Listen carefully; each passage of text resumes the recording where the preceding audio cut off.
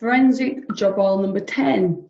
So this one is probably one of the ones that I found most interesting because I just didn't have a clue that this could be a forensic job role. So hopefully this is going to shock you as much as it shocked me. A forensic engineer. So I had no idea that this was a job role at all. Now I've got a little video to go with this that will explain another perspective of the role. But this is somebody who, just like an engineer normally would, works with machinery, structures. They'll be able to understand the structure of a building and whatever it may be, the makeup of a vehicle, or it could be anything engineering focused. But as I've already discussed, as soon as you do that within the law, or you're looking at, as it says here, foul play, then it becomes a forensic role. So a forensic engineer would do what a normal engineer does, but when there's been some kind of criminal activity involved. And often, I think there's two kind of sides to this. The one side is that it could be that a forensic engineer goes to look at a bridge that's collapsed, and they will be able to determine whether that's negligence on behalf of the building merchants, whoever's put that up, or whether it is just kind of worn away over time. So is it a criminal activity and it's been neglected, or is it just kind of matter of fact, it's fell down because of old age? The example that I'll show you in a moment on the video is another kind of strand of what a forensic engineer does. But a more recent example, which I just thought of when delivering this session before, was actually Grenfell Tower. So that's obviously quite a renowned event, and it's absolutely awful that that's happened in our lifetime. But that was to do with the build-up of the makeup of the building, and the fact that that cladding on the outside shouldn't have been there, because if it can set fire, then it just shouldn't be there.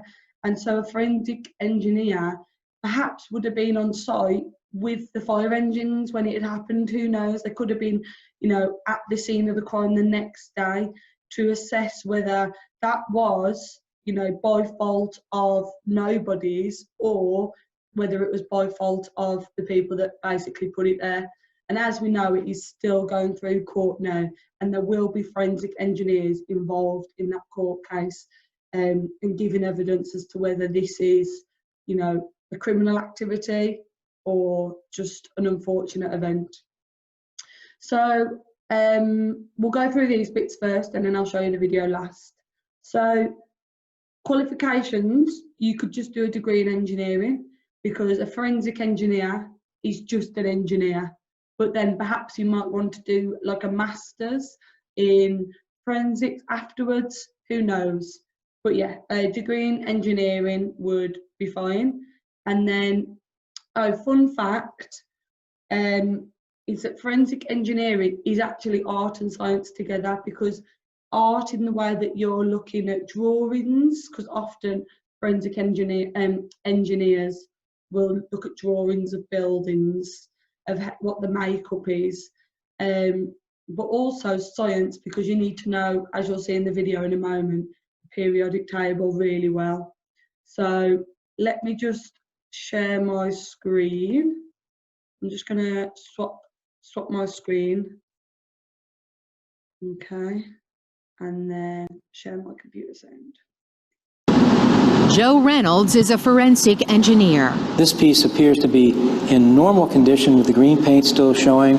Think of him as an aviation detective, solving airplane crashes. Scrapes, scratches, dents are all important to understand. Reynolds and his company RTI do exactly what aviation experts in France are doing as they analyze the debris of Flaperon from MH370, the plane missing in the Indian Ocean since March of last year. Flaperons help steer the plane, as well as add lift during takeoff and landing.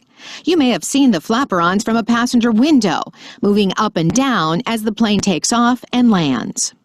If Reynolds were investigating the MH370 debris, he says the good condition of the flaperon would be evidence of the plane's position upon impact.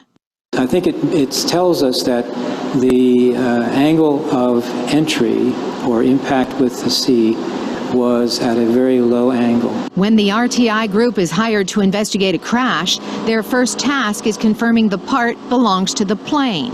This scanning electron microscope analyzes the paint. Each one of those red peaks represents an element on the periodic table.